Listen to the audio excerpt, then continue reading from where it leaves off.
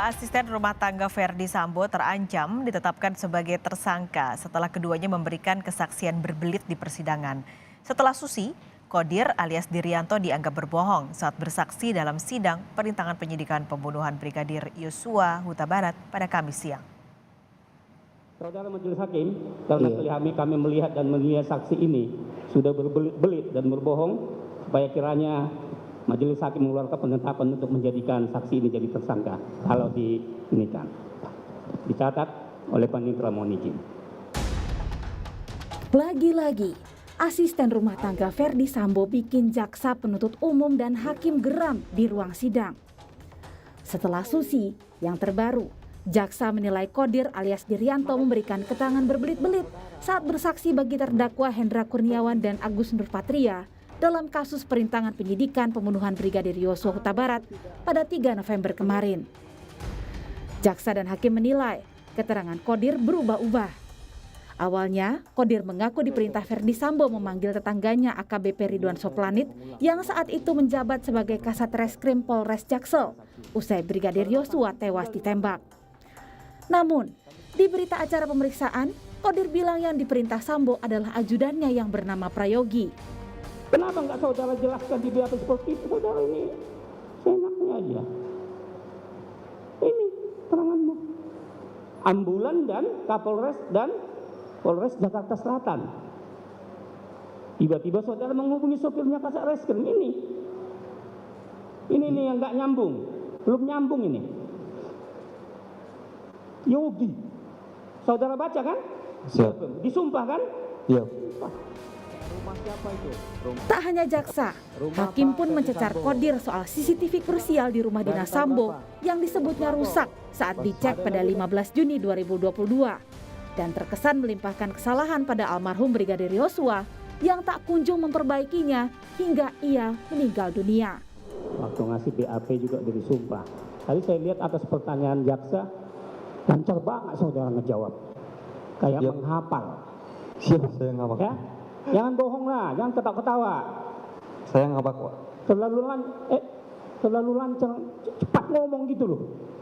Soalnya Anda udah tahu menghafal itu gitu maksudnya, ya? Siap. Pikirkan dulu, jangan nanti salah kejebak loh. Oh, pas tanggal 15 itu kamu tahu kalau itu rusak. Padahal sudah dari tahun 2010. Pas saya bersih-bersih rumah, Pak. Hah? Pas saya bersih-bersih rumah, sekalian saya cek, Pak. Pas bersih-bersih ruang. Tadi pertanyaan itu jawabannya tidak begitu. Karena kamu melapor kepada Joshua. Iya, Pak. Nah, iya yang mana? Pas bersih-bersih atau pas melapor? Pas ada lagi tadi kamu bilang ada chattingnya. Siap. Iya. Ada 3 jawabanmu itu. Yang mana yang benar dari 3 tadi? Jadi pas saya bersih-bersih, sekalian saya cek CCTV. Setelah itu saya melaporkan ke almarhum, Pak. Melaporkan? Siap. Chatting itu? Kamu chat? Yang pertama secara lisan, Pak. Terus? Tanggal 15 saya menyampaikan secara lisan. Terus? Kemudian tidak segera diperbaiki. Terus tanggal 17 Juninya saya mengechat lewat WA, Pak, supaya ingat lagi, Pak. Ada buktinya itu? Di HP saya, Pak. Di HP? Siap. Kalau gitu nomor apanya si Joshua itu, nomor HP-nya berapa? Saya tidak tahu. Saudara tidak tahu. Ya.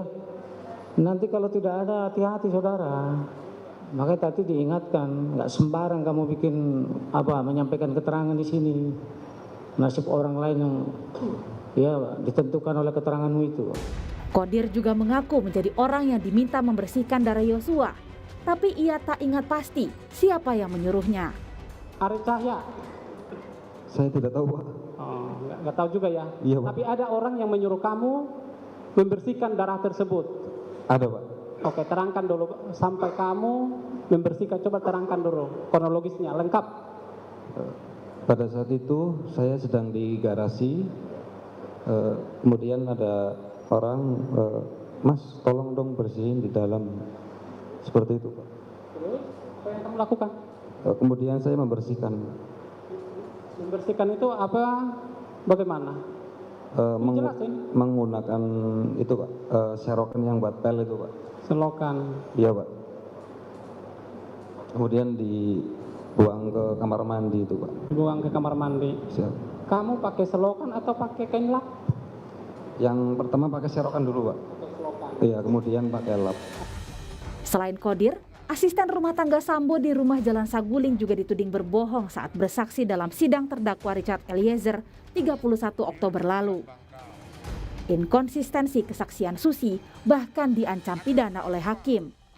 Kalau memang tahu kerjaannya marah-marah, ya berarti kan memang sudah menjadi tabiat Yosua. Artinya kenapa saudara kemudian kok tiba-tiba langsung kuat curiga ke ibu?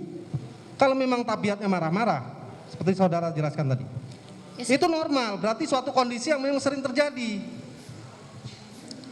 Ya saya tidak tahu, tapi saya disuruh Om Kuat untuk melihat ke atas. Ini Ngecek itu. saudara saya ingatkan ya, majelis sudah mengingatkan tadi ya. Saudara kalau memberikan keterangan tidak benar ada ancaman pidana loh. Ini belum saya cross check dengan BAP sebelum saudara ya nanti. Termasuk dengan BAP saksi-saksi yang lain. Kalau diizinkan sama majelis saya akan konfrontir dengan BAP saksi yang lain ini hari ini. Ada seperti yang mengajari saudara. Nanti udah biarin aja dulu. Oke. Nanti pada saat dia berubah, baru kita tetapkan tersangka. Baik. Kejujuran Susi memang jadi salah satu poin penting untuk mengungkap motif kasus pembunuhan Yosua. Berturut-turut kesaksian kedua asisten rumah tangga Ferdi Sambo dan Putri Chandrawati jadi sorotan karena diduga rekayasa.